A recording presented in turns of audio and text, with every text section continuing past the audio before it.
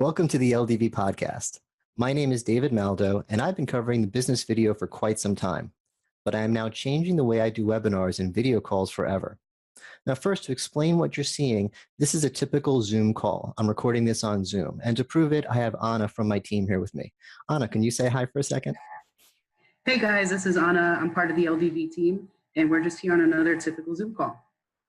Thanks, Anna. Now, one of the features that people really like about Zoom is the virtual backgrounds. It comes with Zoom, and I use this background in Zoom all the time for many of my meetings.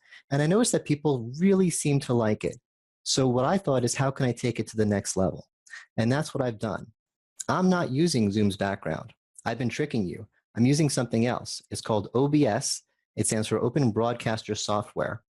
And it's like video editing software, except in real time. So in Zoom, instead of selecting my Logitech webcam as my camera, I'm selecting the output from OBS. It makes a virtual camera. Zoom thinks it's a camera. And this isn't a Zoom exclusive. I've used this with several other video conferencing softwares.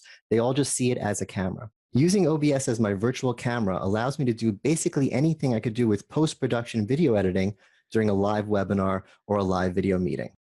For example, I've never really liked the traditional webinar format where I'm just in a small little box and the webinar PowerPoint is full-sized. I'd like more interactivity. I'd like more options.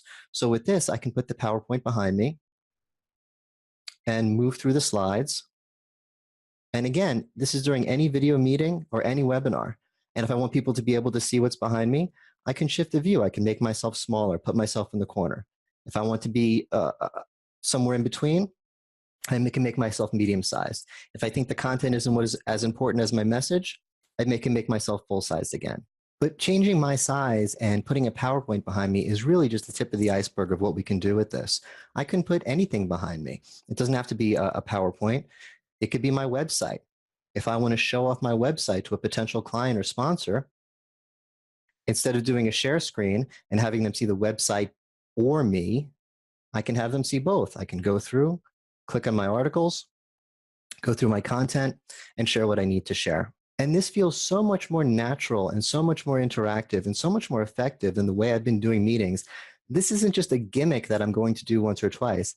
This is how I'm going to be doing video calls from now on. So from now on, whether I'm briefing with my sponsors, and here's our current list of sponsors at Let's Do Video, or just briefing with anyone I cover in the industry, I'm going to be able to show them everything I want to show them a lot more easily and effective.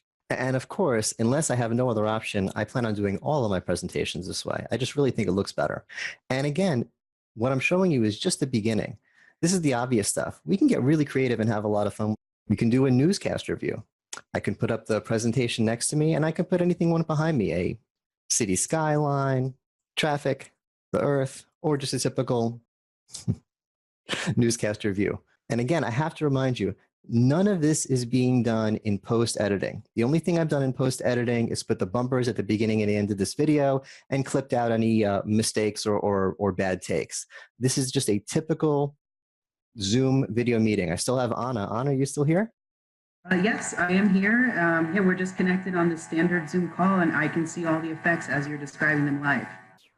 Thanks, Anna. So to my sponsors, the next webcast we do, I think, is going to be a lot of fun. This is available right now for us. Get your creative juices flowing. And to any cloud vendors looking to incorporate this, this is open source technology. I've been using it for a couple of years. I'm an expert at it. Give me a call. We can figure something out.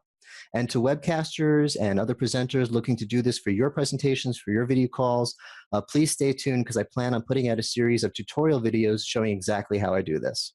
And one last thing I want to share. When I share this with friends in the industry, I tell them that the reason I learned how to use this software is because I have a guitar stream that I've been doing every night for a couple of years now. And I do crazy things in there, like ride a dragon across the stream. Now, I didn't really want to include that because it's not business appropriate to fly a dragon across the screen in any sort of business meeting or webinar. But everyone says they want to see it. So just to show you the power of OBS, if you stay tuned past the end bumper, you'll see me flying a dragon across the screen. So that's all I have for you today. Thanks for watching, and I think we're about to have some fun when it comes to webinars and video calls.